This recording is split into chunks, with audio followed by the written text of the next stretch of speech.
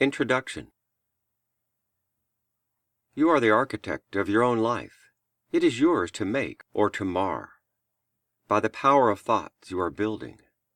Are you building aright? The power of thought, as Emerson says, is a spiritual power. It is the greatest power that man has at his disposal. The world today is in its present state simply as a result of mankind's collective thinking. Each nation is in its present state of either peace and prosperity, or poverty, murder, and anarchy, simply as a result of its thinking as a nation.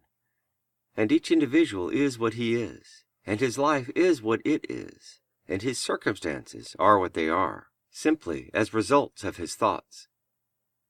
What a man thinks, he becomes. What a man thinks is the mainspring of all his actions. What a man thinks attracts to him his circumstances and environment. What a man thinks determines what type of friends and companions will gather around him. What a man thinks decides whether he shall be happy or miserable, successful or unsuccessful, healthy or unhealthy, prosperous or poverty-stricken, hated or loved. What a man thinks either builds up his character or pulls it down. What a man thinks can overcome fate or strengthen it, can bring him into alignment with his glorious destiny, or make him an outcast and a wanderer in desert places. Indeed, there is no limit to the power of thought, because it is a spiritual power of intense potency. It is the power which distinguishes man from the brute. It is the power by which he can mount up to God. It is the power which can make the unsuccessful successful in the battle of life. It is the power which can make the loftiest achievement possible. It is the power by which difficulties can be overcome, disadvantages of birth and parentage surmounted, and the life beautified and inspired and energized with God-given powers.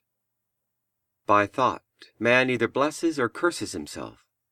By it, he brings into his life either success or failure, health or disease, happiness or unhappiness, poverty or prosperity. It is all in his mind and the character of his thought. Whatever there is in your life or mine of disharmony, lack, sickness, or unhappiness is the result of our disharmonious thought. We live in an orderly universe, but we do not react harmoniously to our environment. We are not in correspondence with the hidden law and order around us. It is not necessary for the universe to be altered. What is needed is that we ourselves should be changed. Within ourselves is the cause of the disorder in our own individual world. For we each live in a little world of our own creation. Therefore, the disorder and trouble that afflicts us, or the lack that restricts our life, can never be overcome, save by a change of mind, habit of thought, and mental attitude. In the following pages, an attempt is made to show how the reader can, by changing his thoughts and mental attitude, reverse the lever and come into harmony with the divine idea. When this is accomplished, his life will blossom like the rose. He shall be led forth with peace. The mountains and the hills shall break before him into singing, and all the trees of the field shall clap their hands.